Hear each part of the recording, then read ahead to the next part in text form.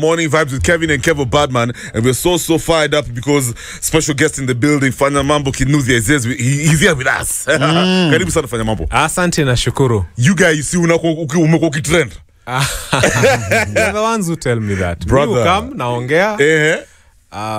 Then inaenda vile inaenda. You guys, kulikuwa na clips. Actually, the last time you were here, you're talking about how Kenya Kwanza is an example of what not a government should be. Yes. Something like that. Of how not to lead how a government. Not to lead a government. Brother, yeah, what's wali relate na your conversation. Yes. And that statement that you made. And I'm very excited because once again you're here, of course. Kuna vitu mobs because it can happen in the country. Yes. If you see the front page of the dailies, Daily Nation is talking about the same thing on the Standard. Wanasema fighting the bottle. Kenya waging war on alcoholism crisis ravaging millions of youth. And wanaandika hivi some of the measures that were proposed, and this thing by this is being spearheaded by this campaign is being spearheaded by the deputy president. And wanaandika hivi licenses and permits issued to manufacturers of second generation alcohol by KRA and KEB suspended, manufacturers to document traders in the distribution chain and ensure traceability from factory to consumer, bars located within 300 meters of schools and residential areas to lose their licenses. No bars or alcohol outlets shall be allowed to operate beyond the stipulated hours for weekdays and weekends. Landlords to be held liable for renting out space for establishment of bars, wines and spirit outlets in prohibited areas. All public officers in the enforcement or compliance chain shall not own and operate bars directly or by proxy.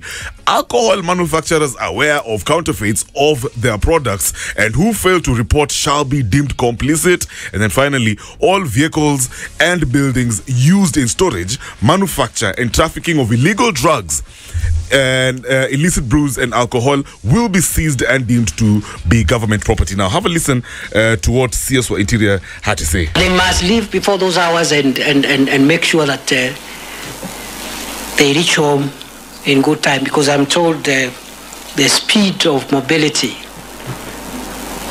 when one is intoxicated is a bit slow.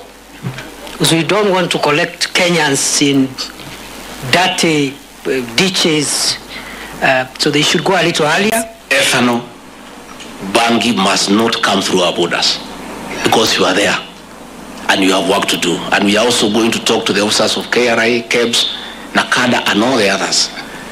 That is our weakest link in this fight, especially on bangi and ethanol. All right. Hey, bangi must not come through our borders. We don't want people to do that thing. Fanya Mambo umesikia measures. You've heard exactly what the CS of Interior has said. The deputy president, clearly there's an aggressive campaign to curb the rise of alcoholism and drug abuse. It's led by a politician. Number two, will this thing be successful? Any to, Reggae try to get points for, his political plans for the future. What's going on? Do you think it'll actually be successful? Because we've seen governments trying to tackle this menace in the country. What's your take? Very good morning. Good morning. Easy, very easy. I don't know who advises this government. Take away the customer and the trade will come to an end. Full stop. Take away the customer and the business will close. It's not the opposite. If I was fighting alcohol in this country, I would not even involve the police.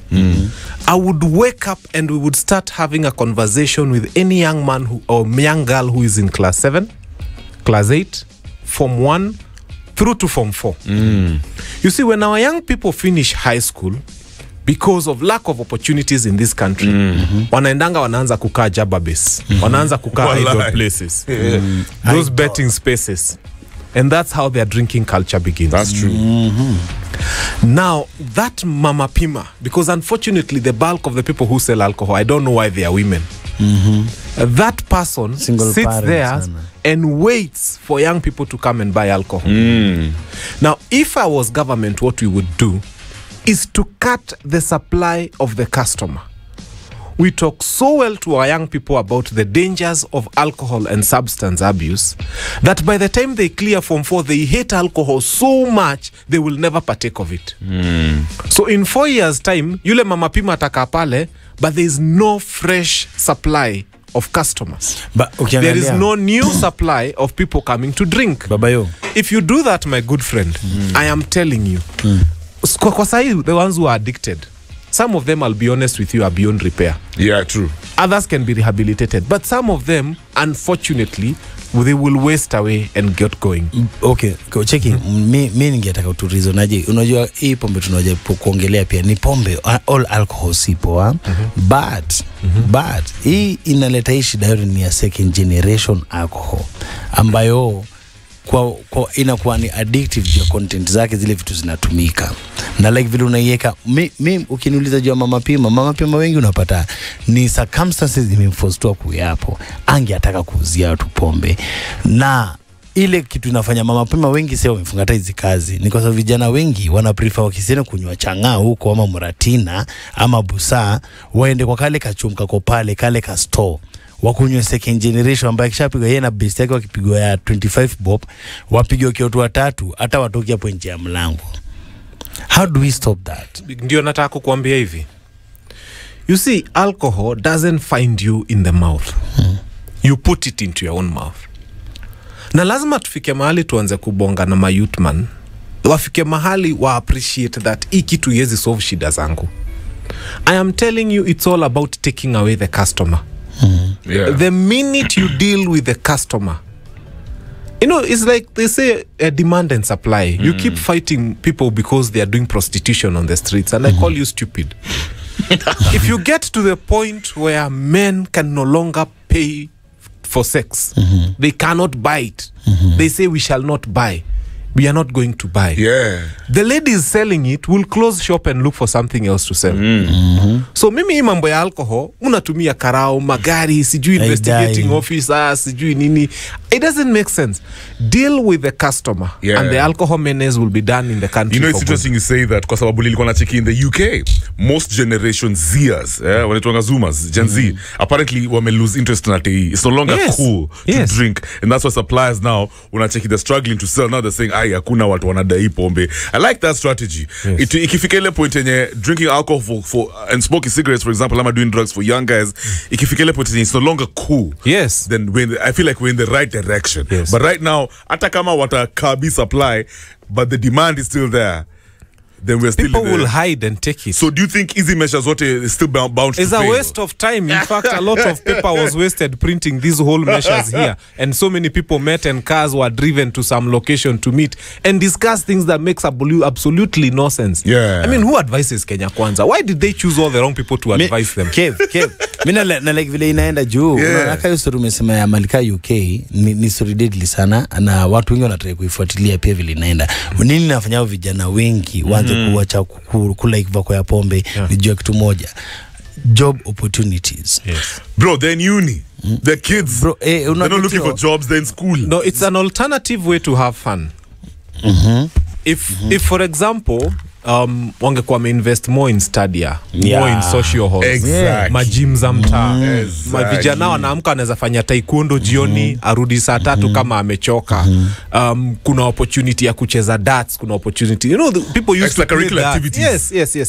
I like so that. Tuache hiyo puzi ya kufikiria ati ukimwaga pombe ushike mama pima ukate supplier. No. Shika customer. So let's keep equation. Let's keep it moving, guys. To engage story, the big story actually, peko kwa gazeti, they're talking about will Kenya police calm restive Haiti? Questions as gang take over volatile nation back. And appear to licheki the other day, the prime minister of Haiti alikuwa amekuja hapa Kenya. Chances nasikia hata ajalandu huko kwao. Those gang leaders wamesema don't ever even don't attempt to get back into the country. Alenda USA. No one can even atelenda state. That's the rumor, you go state. So my question to you is, first of all, President Ruto tunajua signed a reciprocal agreement between himself and the Prime Minister of Haiti, approving the sending of 1,000 police officers. Lakini earlier, the courts actually barred him from sending our officers to Haiti. And as it stands now, you're a lawyer, Fanya Mambo. Amen. Is it still illegal to send these officers to Haiti? Kwa sababu the courts had a problem with the process, but now this agreement, does it make it legal? Does it make it legal? Ama somebody can still go to court and say, hapana, process bado hai make sense. What's your take? Sending our young men and women to be killed in Haiti will never be legal. There's nothing legal about taking our people, put them in a plane to go and be killed in Haiti. By the way, nashinanga nikiambia watu, look at your map. USA wako karibu sana na Haiti kutuliko. Cuba. Wanashindanga wakisema wao ni superpower. Wanashindanga wakisema they can fight any war. What are they doing in Iraq and many other places? Watoke waende Haiti wamalize hiyo story kama they are superpower. Si kushinda hapa wakisumbua African countries tutume police huko. They keep telling us how they have good policemen. Why are they disturbing our policemen? So Kenyan policeman is not qualified. Kenyan policeman is not good. But when it comes to going to be killed, they are qualified to go and be killed. Muambia President Ruto. Na kama unanisikia, sometimes kizanga vitu kuambia. Si kwa rada pia. Kuna mabandit wamejaa Haiti. Wamejaa hapa Baringo wanasumbua watu. Haiti is full of bandits. Mbona tusiende hapa Baringo tuchukue hapa bandits wote tuwatume Haiti? Bandit deal with bandit. Vile Castro alifanya huko kwao. Mabandit wanatusumbua hapa ni wengi sana. Yeah. Tuingie tuchukue mabandit wote wenye wanashinda akisumbua Kindiki Kithure hapa. We put them in planes and we tell them actually kuna job opportunity mahali. And it involves shooting. But Fanya Mambo, on a serious note though, because ukichekiata, well, technically speaking, in the absence of a functional government in Haiti, how then does this agreement actually legally bind? Because the Prime Minister, he doesn't have a government. I remember so who was our president signing this agreement with? And by the way, you know, Haiti, sijika watu wanajua, Haiti is 27,000 square kilometers. That's the size of Isiolo, ama Mandera County. So why are we having a conversation with Mandera County? Si tungetuma governor wa Isiolo akabonga naye. Tungetuma governor wa Isiolo. I mean, that country is the size of, I am serious. It's 27,000 square kilometers. That's right. It's a very small Isiolo one. is about 25,000 square kilometers. Alafu tunatuma our 1,000 men trained on precious taxpayers money. Ama unafikiria mwana train yangu ana pesa ya nani? And they were supposed to have been protected. By the way, tuko na shortage ya police Kenya. Tuanze hapo. Atujafika UN threshold of how many policemen, police to citizen ratio. We are supposed to be 1 policeman to 485 thereabout. Sahi tuko 1 policeman to 1,100. So in fact tuna shortage ya policemen.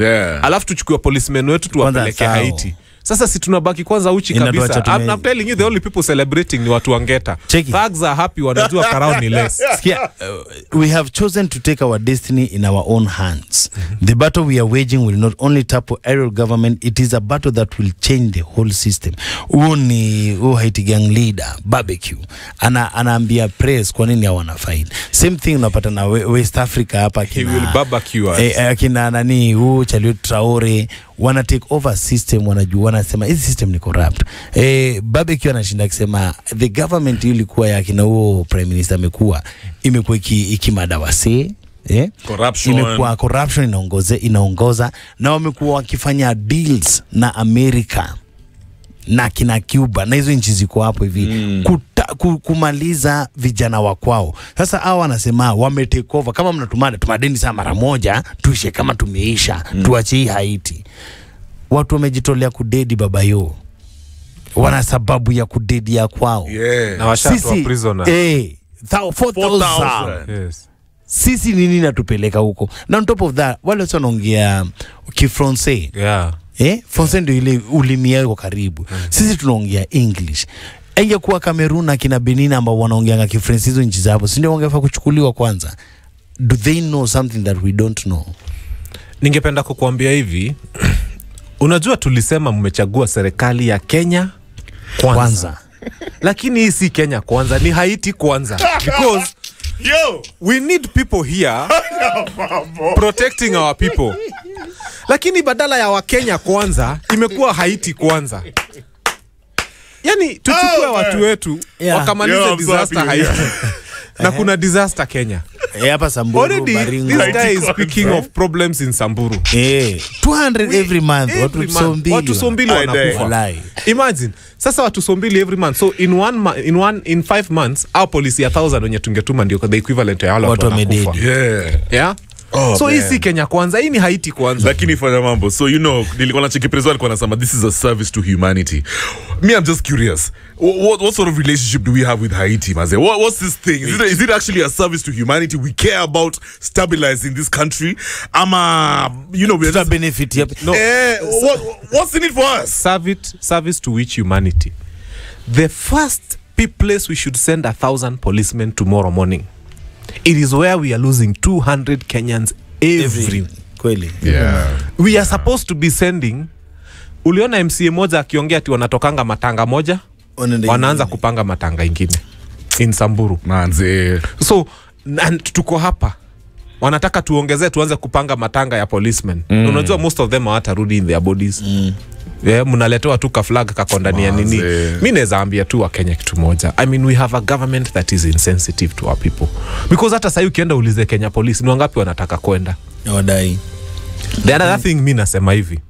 Unachekingi every time kuna international conference. Unachekingile scramble inakuanga hapo ya kwenda ma minister mpaka unasikia kuna time government officers wameshikwa juu wamepeleka ma girlfriend zao na kila kitu. Mlango ya nyuma. I am saying for the first time we will send our 1,000 policemen to Haiti under one condition. They must be accompanied by government ministers plus their girlfriends. Vile wanaendanga ma international conference unasikia there is excitement, you are carrying people. Unakumbuka Olympics flani ilileta shida because government officers wanted to be more than the number of athletes.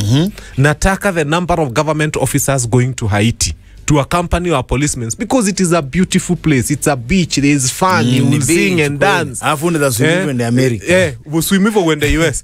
I want our government ministers and I want half of parliament, especially Kenya Kwanza MPs. When you wanasaini kitu ya Haiti wanashinda wakisupport story ya Haiti. We want them to be the first ones to accompany these people in an aeroplane to go to Haiti, watuone kama wataland in the first place. Because already sai airport kuna vita. Nilikuwa na check Jimmy Wanjiga alikuwa anasema in fact president alikuwa anafaa kulidiwa operation. And huko wafanye reki. You know how the American presidents usually go to Iraq when they're on a mission. And pale na salute ama soldier, I wish you guys success. USA, do you? Maybe you. Ruto pia anafaa kwenda pale aseme yo my guys, KDF for life. Kenya police. Aonesha band. Aonesha band ya Kenya. Kamele afanye push-ups hapo. Afanye push-ups. Do you think the president should actually go there? I think this deal should have been signed by President Ruto in Haiti. I think so too, bro. Yes. It should have been signed in Haiti. I think the first thing the president should have done is to take his leader of majority, Kimani Ichung'wah, who really campaigns for him, and a few of his close friends, waende Haiti wasaini hiyo deal. That's right. Then warudi watuambie it's such a safe place, and we welcome you all now to send our policemen. Fanya mambo, nashindwaje on a layman language. I'm like, I think Haiti wanatafuta peace. Did you say stability? Haiti. Sorry, forget about me. Wanatafuta stability. Unaget? Mbona tusitafute huo jamaa na masimu zetu zofanya kazi ambiwe barbecue. Our president wa Kenya anataka kukumit huko Nairobi. Hebu kama tuambie ni nini kinakukula ama ni mbona kama sisi tunaweza fikiria kama sisi ndo tunafikiria hivyo, what makes them wa America na Kenya usikae chini uone huyu jamaa badala tushinde kufanya. Hebu tusikie ni the other side of the story. Mimi nafikiria hivi, before you even go that far, Haiti is a nation calling for help. That's true. And what we needed to do first and foremost, we have the best training facilities. By the British Army train ya huku. Kuna army mob sana train ya huku. Na our training facility in Eldoret and a few others are jeshi, they are held as the best. And because there's a lot of money involved, our lami watupatie hiyo do yote. Mavijana wa Haiti waekwe kwa mandege na mameli wakuje. Tuletewe ka 20,000 huku by the way. Tukishaletewa watu wa train. Watrainwe kuhold gun, kufight vizuri, wakuwa professional police force, wakimaliza tunaweka ndege wanarudi kwao, wakadeal na shida za kwao. That way, by the way, unajua ukienda na nyuki sometimes unakutana na katoyu na mbuaka, kuna vile kana connect, nika point. Kwa tukikaka pia utakuwa unaenda unakutana na kamoja kama Ukraine hivi kutoka Haiti hivi around somewhere in the country. Still a good thing. But I think that is the basic minimum. All right, so let's switch some gears as we wrap up the conversation, because I know you have to go somewhere. Twende Central. Now, the government had an ambitious target of collecting revenue, and that is what apparently inspired the Finance Bill 2023. Now, what are your thoughts on MPs like Gatanga MP Edward Murio? Alikuwa naambia ma constituents wake wasilipe the 3% tax on agricultural produce, and nilikuwa nachekipia Githunguri MP Gathoni wa Mushomba.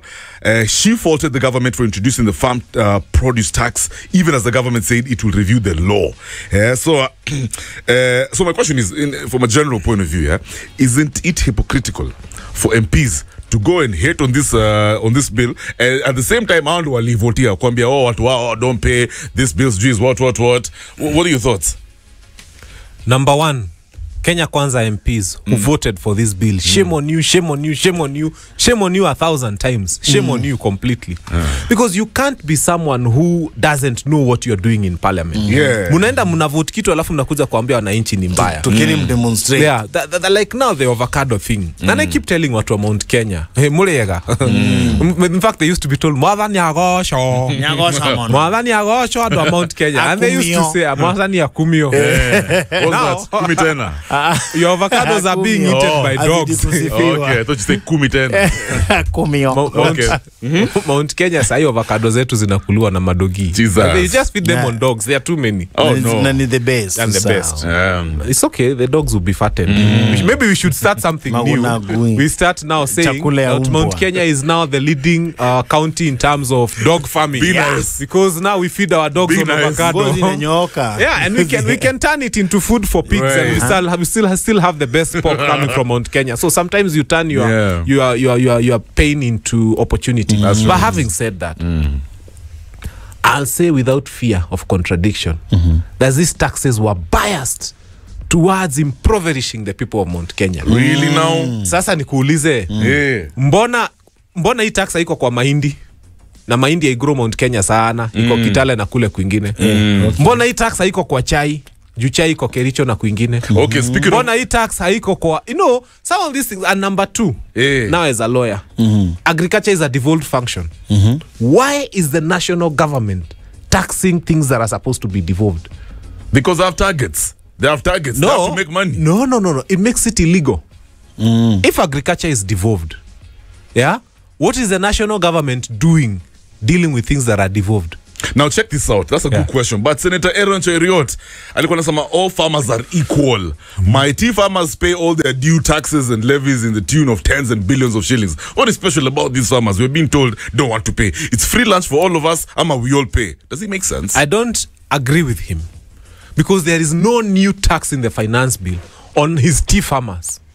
But there's new taxes in the finance bill on the avocado farmer. That's where the difference is. If they've been paying any taxes as tea farmers, those taxes have been the same. But where did Kenya Kwanza come in and discover, wait, we can't tax more on our tea where Cheruiyot is coming from, but we can tax more on avocado where Edward Mureu is coming. And by the way, he's such a senior lawyer in this country for whom I have profound respect and is my buddy. But I'll tell you, my friend, boss ulijikaranga. Ulienda kuvote nini hiyo sasa wewe? Now what about equally a dialogue? You know, maybe review this whole thing. Deputy President Rigathi Gachagua Friday alikuwa anasema the provision for the tax in the Finance Act 2023 will be reviewed to suit farmers' needs.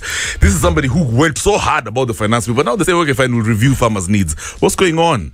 What's going on here? I mean, is it a case of... the Kenya Kwanza administration... Anachoma for few, especially towards central farmers. Maybe now he's saying, hi, guy, 2027 is approaching. We have to review it. What's going on in his mind? What's going on in his mind? What usually goes on in his mind the other days, which is you do first and then you think later. Then you react after you've thought. That's what's going on. Really? Yes. Kesi baadaye. You do things fast. This is the same person. Exactly. And I cannot even, because in fact he shouldn't even be saying we review. Siyo ndio pesa inatumiwa kurenovate his house. I mean, how do you buy a car for 400,000 shillings? And then you take it to the garage and spend 600,000. Mi nataka wa Kenya tuelewane. A house was built at 400 million shillings. And is being renovated for 600 million. Yani ununue bike kwa wale wasi wa mtaa hapo. Mimi napenda kuongelesha msi wa mtaa. Ununue hiyo nduthi yako msea kuuzie nduthi 40,000. Alafu uende uambue repairs hiyo nduthi ni 60,000.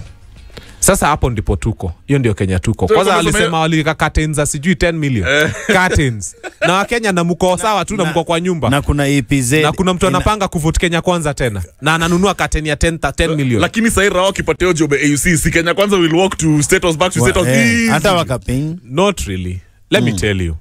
Wakenya wamekasirika ya kutosha kwenye. Unataka kupatia Ruto Kalonzo. Are you sure Wakenya wamekasirika ya kutosha kwenye Fanya Mambo? Acha niwaambie kitu moja. Yeah, because you have like 2.5 minutes. The Kenya Kwanza administration, anything that will vie against this administration And that anything becomes the only candidate will win. Not unless there is voter apathy. Anything. Boss, in fact, as you continue to kuweka campaign posters zako. Anything. Kevo Badman for president. Yeah. Weke tuke. In fact, even Dida. If Dida was the only candidate. Dida alikuwa noma. Mambo, do you know who President Ruto is? Let me tell you. He's we an know who he is. Politician. We know who he is, and that's why we shall beat him so easily. Because Kenyans have gotten to the point where they are saying, "Uliona Bishop Margaret Wanjiru akilia." I know. Now that's an explanation of what is happening to every other Kenya Kwanza voter. Because I'm happy because for her she had turned her church into a campaign center apparently, for UDA. Yeah. And it was all over social But media. without Raila, who can actually face Ruto? Guys, we know who President Ruto is. He's an astute politician. Kalonzo. Amazing mobilizer. Kalonzo. Kitu ya kwanza, muambia wa Kenya hivi. Sisi wote tuwe watu wanyenyekevu. Na tuwe tunaomba Mungu tufikishe 2027. Cause nimesikia watu wakijigamba wanasema 2027 nitachaguliwa, nitarudi, nitafanya. Maybe you're an MCA, you're an MP, you're a governor, you're a senator, or even the president. Who told everybody who is sitting on a seat that you'll be alive in 2027? Kitu ya kwanza muombe Mungu. That's true. Muwe na life na muwe na health. Because hata mnaweza kuwa na mkwe hamuko healthy. That's true. Situlikuwa na kijana wa Malwa. He was a good astute politician, but health ikamsumbua. So mimi husema msifike mahali kila mtu aanze kusema 2027 I will. I like the way Muslims say inshallah. Inshallah. Yeah, inshallah if God wills. So muache kushinda hapa mkisema vile mtafanya 2027. Mwanza muombe maisha. Na pili muombe afya. Juu hata mnaweza kuwa na mkwe hamna nguvu. That's true. So hata ma MP, ma governor, ma senator, even the deputy president and the president himself. They're just 2027 is not a guarantee. And even if you are alive, is not a guarantee that you'll be alive and healthy. You might be weak and free. So na bado ukiwa healthy and na wealthy at the same time bado ikuguarantee tutakurudisha. Yes.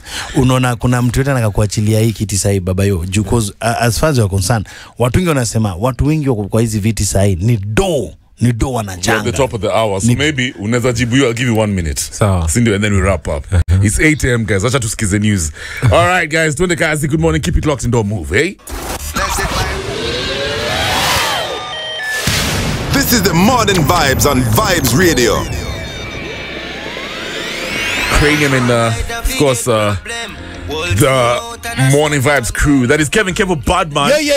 It's 10 minutes after 8. I hope you're loving that vibe, man. Yo, my guys, tumekuwa tukibonga hapa hivi kwa MVP report with our brother Fanya Mambo Kinuthia. He's a politician as well as a lawyer and a motivational speaker by there. So, you know, if you're feeling uko down and then you want somebody to talk to, you know, Fanya Mambo, you can reach out to him on social media. But hey, guys, tuna appreciate you and some conversations. The engagement on social media imekuwa deadly sana. We're about to wrap up this vibe with Fanya Mambo and then tuingie kwa mjadala koto public opinion. Topic time.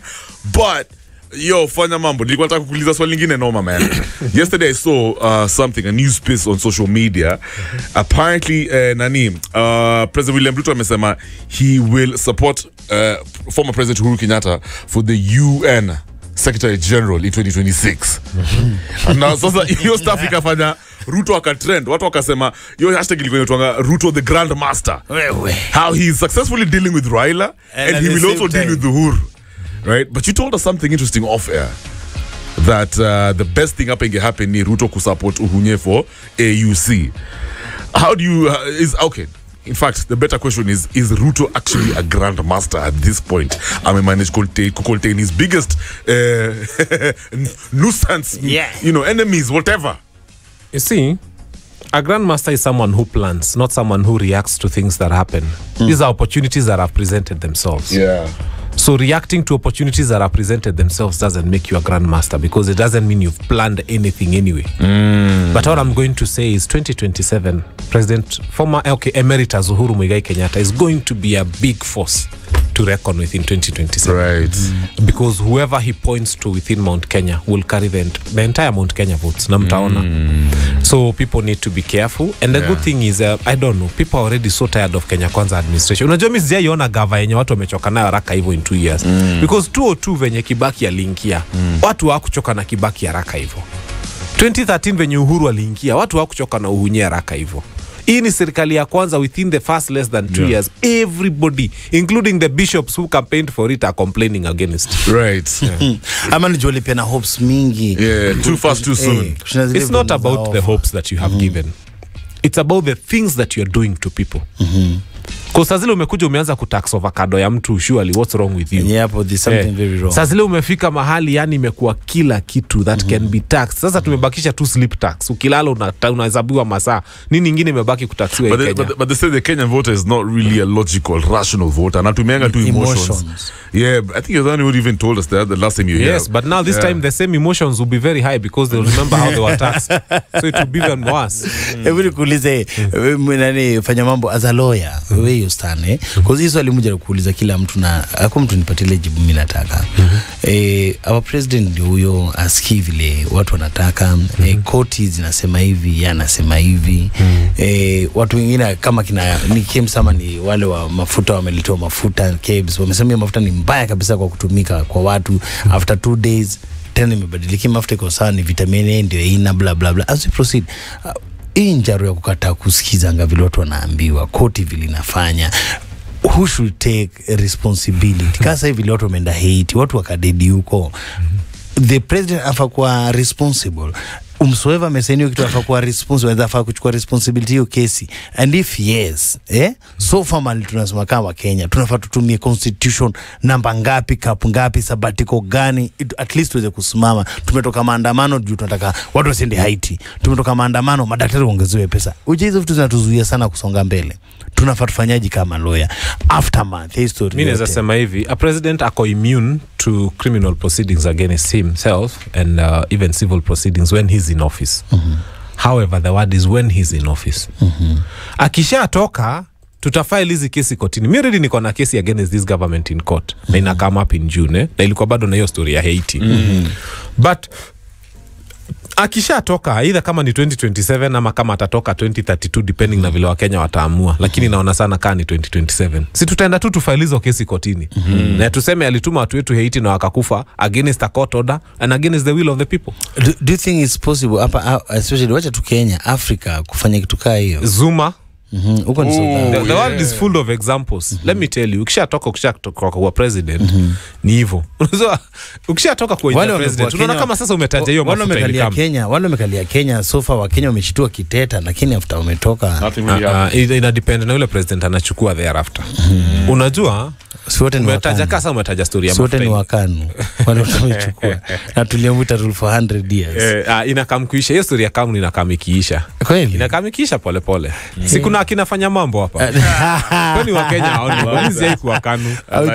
Mimi sijai kuwa kanu na 2027 kuna vile by God's grace niko kwa hiyo ballot. You're going to be the ballot anyway, yes, isn't it? 2027 not wako wengi. For senator. I'm going for Senate Nairobi. I like that. Yeah. Senate Nairobi. Senate Nairobi. Fanya mambo unachukua hiyo. I was born and brought up here. Exactly. So I'm going for Senate Nairobi. Yeah.